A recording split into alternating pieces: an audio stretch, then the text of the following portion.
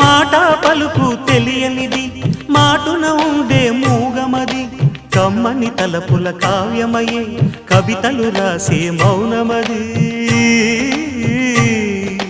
రాగల రోజుల ఊహలకి స్వాగతమిచ్చే రాగమది శృతిలయలరగని ఊపిరికి స్వరములు కూర్చే గానమది